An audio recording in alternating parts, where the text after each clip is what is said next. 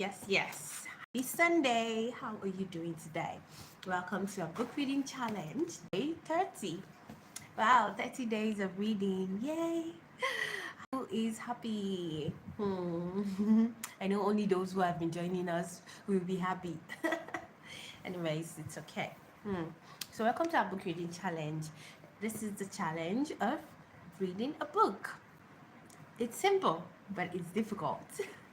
Particularly if you had a long day, you know, if you've had a tiring day, or if you might be busy right now, there's so many things that can hamper, this challenge. But it all has to do with determination, discipline, and, you know, that's it. Yeah, so for me, I wouldn't say that it's comfortable for me, but I know that I'm intentional about investing in my mind. I'm intentional about you know building myself for the future, and this is the best way. This is one of the best way I feel like I can be able to do that. Inculcating good habits, healthy habits that will help me get to that place that I want to be. Yeah, so thank god it's Sunday. I hope you had a good Sunday. I hope you're having some time with your family, your friends, or yourself, just relaxing and revitalizing yourself for another marathon of a week. Yeah, so thank god. So we're still on the book How to Win Friends and Influence People. Yep. So I think we'll be approaching the last principle. I think, I think, yeah, I'm right. So we'll be approaching the last principle today. And then I'm going to do a little, just a brief summary of all the principles we've studied and learned on the part 4. Yeah, so part 4 is all about leadership. Okay, if you want to be a good leader and you want to be able to change the behavior of your teammates or the people whom are underneath you, those people whom they're under your care, their responsibility, and you want to be able to cause a change in their lives. You want them to be able to you know change their behavior, their attitude. You want to bring the best out of them. Okay, but you don't want to be able to give corrections. You don't want to be able to do all those things without arousing resentment or causing them to be offended. Okay, so yeah, so this book, How to Win Friends and Influence People, can be able to help you to do that. I'm sure you can be able to find this book anywhere in the world. I am sure wherever you are right now, if you've got bookstores and if you've got bookstores and they do not have this book, I'm not sure they are certified. I don't know if they are certified, but this book will really help you. If you want to be able to have that healthy boost in your friendships, in your relationships, this book is for you. And yeah, so yesterday we studied principle 8 of part 4, and principle 8 is all about using encouragement. So if you want to be, even if the other person is at fault and you want to be able to let the person know that you are at fault or you are wrong, and and there's one principle also that Dale Carnegie tries to tell us, that saying the sentence "you are wrong" is not actually right if you want to change a person's behavior. So now, if for instance you have a co-worker whom you know that you have told countless times, do this, and the worker is like, okay, I will do it, and the person ends up doing the wrong thing again and again and again, right? So if you want to be able to point out the person's faults, like, you were supposed to do this but you didn't do it. Now the principle is, first of all, use encouragement. Start with encouragement. So do not just go right into it. Be like, oh, you're so stupid. Oh, you don't know how to do things right. Oh, you're this, that. I've told you countless times. Do this. You're not doing it. Instead of being direct, okay, make the fault seem easy to correct. So start with encouragement. Of course, there will be something, at least one thing that you would notice in the person's behavior. You would notice that, okay, in the person's walk, you've noticed that, okay, this person, there are some things that I'm impressed about. Start with that. Okay, I know, ever since you've joined this company, ever since you've joined working with us, this has been improved, that has been improved, this has been improved, but I would be so glad if we can be able to work on this together. I would be so glad if we can be able to work on this together in order for there to be an improvement in this. So make the fault seem easy to correct. That's just it. But if you're just going right into it, oh no, oh, you're so good, you're so bad, oh, this, you never do anything right, oh, this, oh, that, when are you going to change? That will not cause a change in that person's behavior. It will not make the person, immediately accept that, okay, it is my fault. It might even make the person be more aggressive. The person can become more aggressive and be like, you're always bossy, you're always this, and I don't feel like I'm being treated right. It might turn around for the worse. So if you want to be able to correct someone, make the fault seem easy to correct. Okay, start with encouragement. Okay, you can do a lot of praising, like, okay, you're actually good in this. I actually love that you have been doing well in this area, but how can we be able to make it right in this area? So use encouragement, okay, and make the fault seem easy to correct. Okay, yeah. So let me just do how will I put it, a brief summary of the principles that we've studied so far. Okay, now principle 1, if you want to be a leader, okay, a leader's job often includes changing people's attitude and behavior. If you want to be a good leader, if you want to be able to inspire change in someone, the first principle is to begin with praise and honest appreciation. Begin with praise and honest appreciation. Okay, yeah. So of course, someone that you feel like the person's attitude or behavior is not really in line with how you would behave, or is not according to your principle and standards, begin with praise. Start with honest appreciation. Okay, that is how you can be able to, it's like an icebreaker, you can be able to ease the tension between you two, and then you can be able to break it down what you feel like. Oh, I feel like you need to a change in this particular area. Principle 2, call attention to people's mistakes indirectly. Okay, indirectly. Okay, so I have learned personally in my life that if someone made a mistake and you want to be able to correct them, do not directly, bluntly tell them, oh, you didn't wash the dishes, oh, you didn't clean the house, oh, you saying it directly will only make the person be more worse. It only makes the person feel more aggressive, like, be like, why are you telling me what to do? You're too bossy, you're too this. It makes your friendship or relationship worse. Call the person's mistakes indirectly. You can start with somewhere. Oh, I found out that when I returned home, the cars has been washed. Wow, thank you so much. Start from there. Then you can go into like, okay, but how about washing the dishes? How do we go about washing the dishes? Would you want me to wash half and you wash half? Something like that. But if you're like, you don't wash the dishes, you don't clean the house, you don't do, that's complaining, that's condemning, condemning, that is criticizing, and no human being likes that. No human being wants that. Okay, so if you want to cause a change in a person's attitude or behavior, call the attention to people's mistakes indirectly. Okay, another principle 3, talk about your own mistakes. Yes, before criticizing the other person, talk about your own mistakes, because you are human, you're not perfect. Okay, you're human, you're not perfect. So when someone is when someone is not doing exactly what you want, how you want it, start with your own mistakes. If you're trying to correct your child or a child, you be like, oh, do your homework. You wake up in the morning and the child didn't do the homework. and you'll be like, you never do your homework, I always tell you to do your homework. You make that child feel more, bad. You make that child, you could even reduce the child low self-esteem. Self-esteem, it could become low.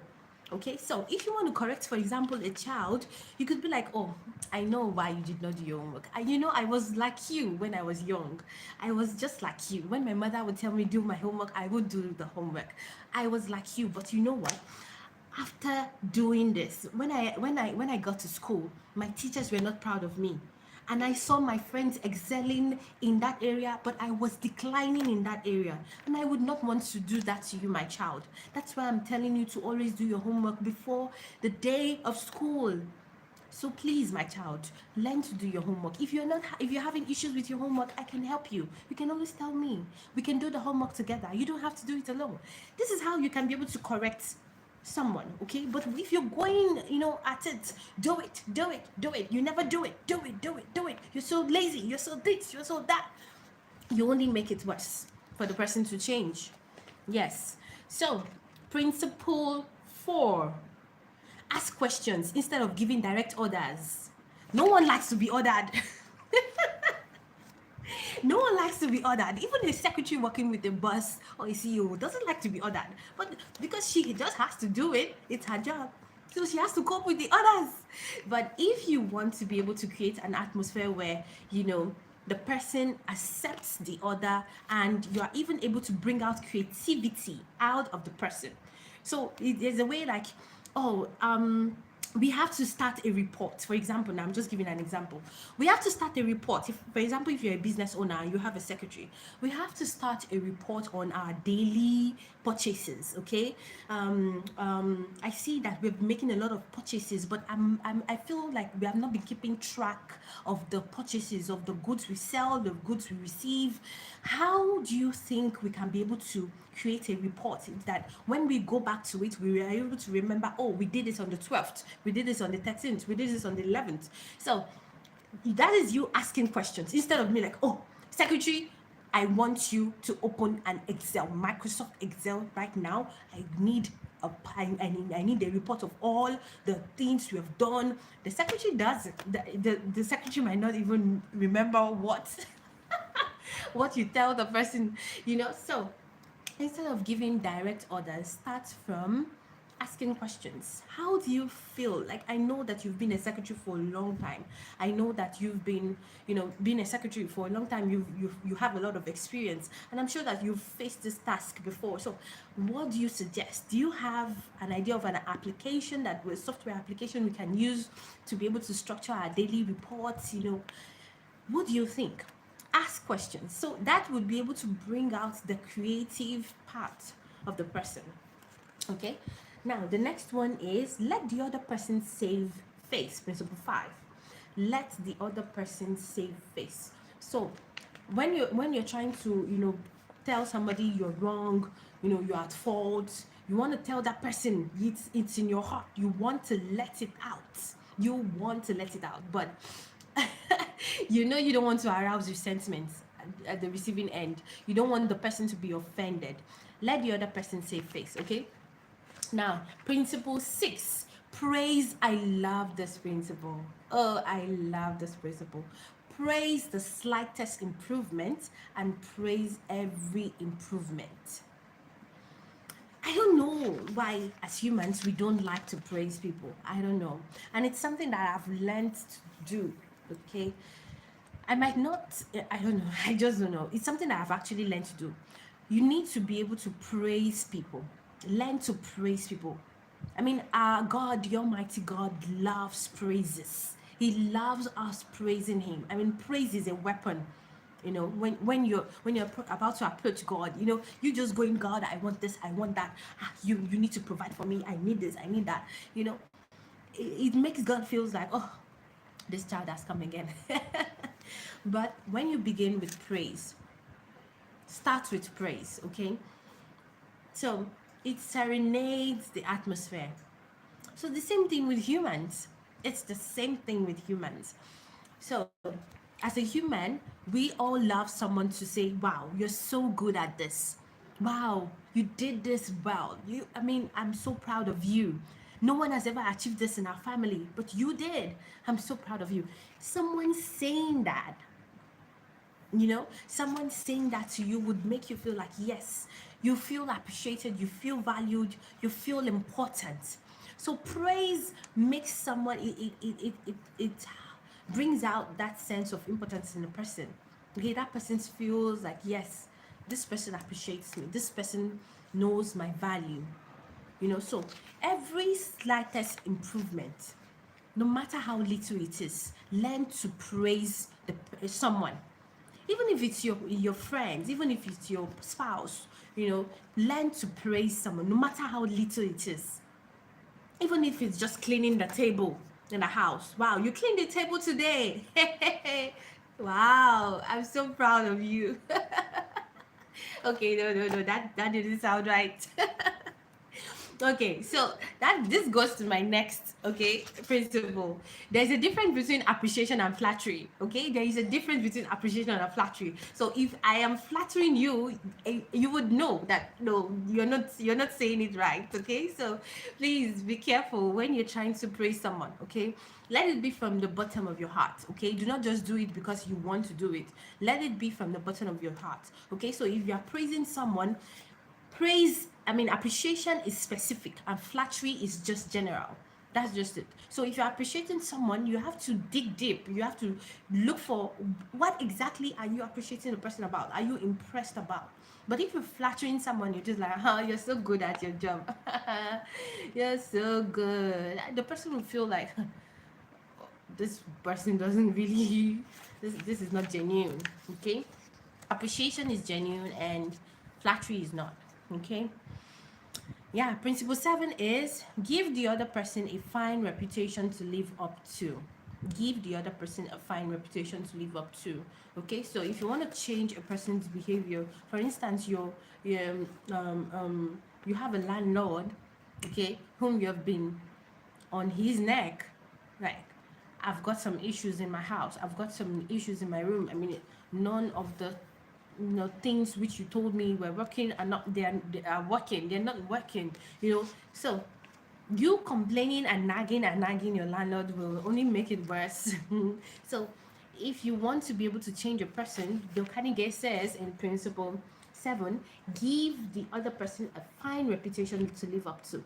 Okay, so if you're writing a letter or you're sending an email, you can be like, okay, hi landlord, okay, so ever since I joined this household, there's so many things I've actually enjoyed living in this household. So without this, that's why I joined this household. I really really wanted to stay here, and I really loved all the experience I've gained in this household. So, but there are some things that I feel like if someone else comes to this household, they might even sue you for. And I know that you are a man of integrity. I know that you are a man of high repute. I know that you are more than this. I believe you're more than this.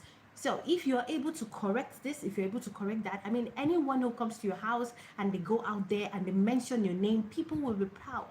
So that's, you're giving the landlord a fine reputation to live up to. So when he hears that, you'll be like, okay, I think this person is right. I've got some reputation to protect, so I should be able to do this. So the person corrects himself without you even telling the person to correct himself. So principle 8, use encouragement. Make the fault seem easy to correct. Use encouragement, make the fault easy to correct. Okay, yeah. So like I said, if you want to be able to make someone accept their faults, start with encouragement. Okay, do not just start with condemning, criticizing, complaining. You didn't do this, you don't do that, you never do this, you're never good at this, you're never, it only makes the whole situation worse. But you could start with encouragement. Okay, yeah. So those are the principles that can be able to help you, yeah, be a good leader. Okay, those are the principles. So if you do not have this book right now, It's fine. You can pick a book that has been lying on your table, on your bookshelf for a long time, and you want to, it has been crying to you, read me, read me, read me. Pick it up right now. Pick it up and let's study a chapter today. You know, a chapter a day keeps ignorance away. That's our slogan for this book reading challenge. Okay. You'll learn a lot. You're investing in your mind. Okay. So pick a book right now because I'm about to read a chapter in this book, which is the last chapter. Okay.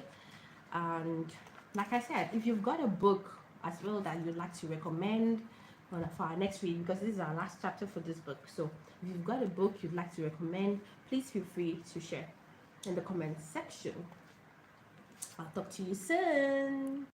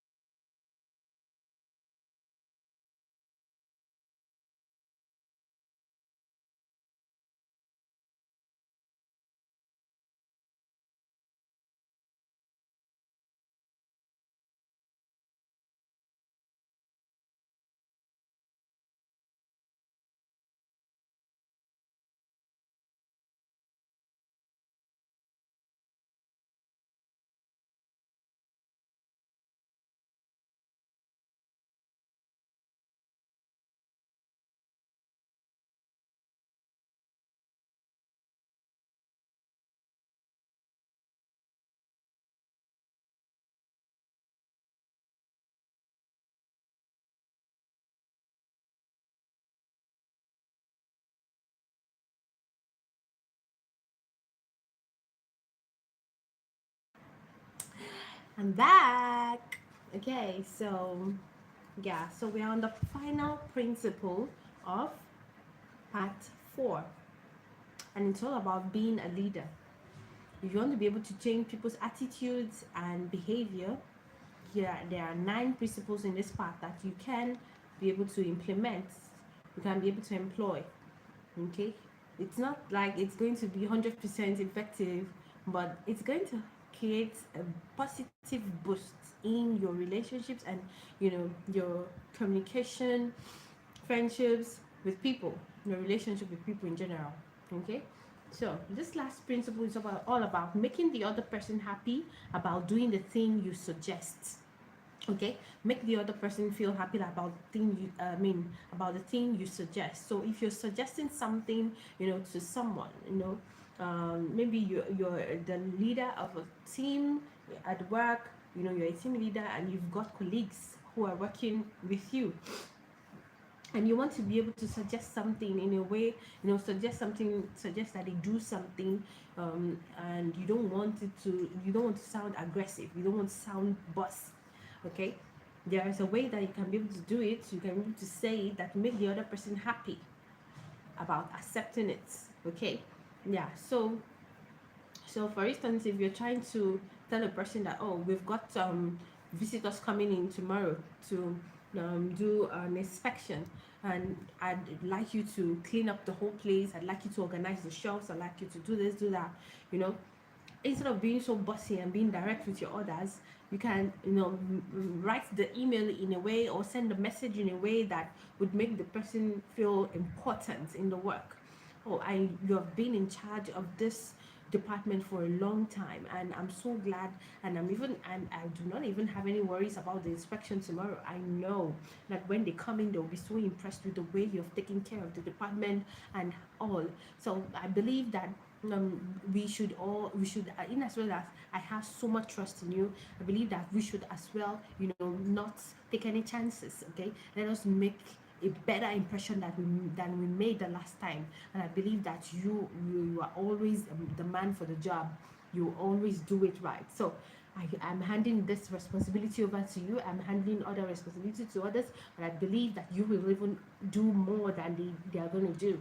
So I trust you that you're going to do this part, and you're going to you're going to be a positive contribution to how they see our company. Yeah, yeah. So I believe in you. Something like that will be able to make that person feel happy about following your orders, about changing, that. So make the other person happy about doing the things you suggest. Now, Dale Carnegie gives about let's say six guidelines if you want to be able to change attitudes or behavior as an effective leader. The first one is be sincere. Do not promise anything that you cannot deliver. Be sincere. Be sincere. Do not promise anything that you cannot deliver. Forget about the benefits to yourself and concentrate on the benefits to the other person. Number 2, guideline 2, know exactly what it is you want the other person to do. Okay, do not just generalize and be like, I need you to do everything. Be specific. Okay, you can do it. You can do that according to their potentials or what you've noticed that they are good at. Be empathetic. Ask yourself, what is it that the other person really wants? Okay, so if you're trying to change their attitude or behavior, you have to first of all understand, why is this person repeatedly doing this? Why is this person doing this over and over again? Why isn't this person changing their behavior? You need to do an introspection. You need to do an investigation on why the person might be behaving the way they are. Then you can empathize with them and see how to be able to discover what the other person really wants. Number 4, consider the benefits that person will receive from doing what you suggest. Okay, consider the benefits that person will receive. So if you're trying to make someone do something, think of what they would gain out of them doing that thing that you want them to do. Number 5, match those benefits to the other person's wants. Number 6, when you make your request, put it in a form that will convey to the other person the idea that he personally will benefit. Yeah. So those are the guidelines Those are the guidelines of effective leadership when trying to change an attitude or behavior. So I can say that we are done with how to win friends and influence people. Yay! We are done. We are done with our first book. Wow, 30 days, 30 days. I think it has been 30 days of productivity, of fruitfulness, of improvement, I would say. Yeah, I would say, particularly for me, like it has been good. It has been good. Yeah, I'm done. We are done with this book. I'm so glad. I'm so proud of myself, and I'm proud of you too. Hi Sarah, thank you so much for your loves. Thank you so much for your likes. I'm so grateful. You do not know me, I do not know you, but you keep showing me like the love I never would have, felt. I never would have received online, and I'm so glad I know you. Thank you so much, Sarah. God bless you. Okay, so okay, so we are done with how to win friends and influence people, guys. We are done. We are done with this book by Dale Carnegie. And if you've got a book you'd like to recommend for our next read, starting from tomorrow, please share in the comment section. Okay, yeah, regardless, I already have a book, but I'd love to hear your own as well. I'd love to hear your own reviews as well. So, Hmm. So glad. I'm just so happy. 30 days of reading one book. It might seem like, you guys, or it might seem like I'm a slow reader, but I feel like it has been worth it. It has been worth it. Yeah. So thank you so much. Thank you so much for doing this with me. I'll see you next time, and I hope it to be tomorrow. But till then, take care. God be with you. God bless you and yours. And never forget, your mind is formidable. Bye.